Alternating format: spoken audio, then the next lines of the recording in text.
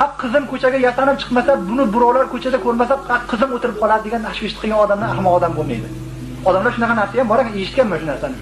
Hatto qizingni ko'rmasa kim kelin qiladi deydi. Qizini kelin qilish uchun ko'chaga shunaqa qilib yalang'ochga ochib qo'yish shartmikan? Agar balonchi mahallaga borib tilla ko'mib qo'yib tishayotgan desa deydi, amakim aytganlar. Tilla shaka bir mahallaga tilla ko'mibdi, hech kim qaytganini bilmasagan desa, shu mahallani kovlab yurishaveradi, topib qolamga men tilloni deb. Qizingiz ham shunaqangi. Agar Xudoni tanitib qo'yib, uyingizga yashirib shikaftiga tiqib qo'yganingizda ham, chetda palonchini qizi bor ekan, Xudodan qo'rqargan, namoz o'qir ekan deb, qaytda bo'lsa ham kelib topib olib ketadi.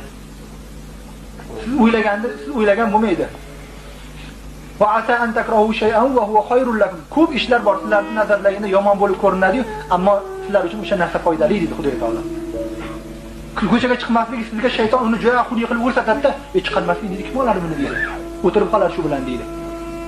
Agar ibodatli bo'lsa, namozxon bo'lsa, Xudoning tanasi ilmi bo'lsa, u erta kunda u turmushga chiqib yana chiqqanda ham juda baxtli joyga tegadi.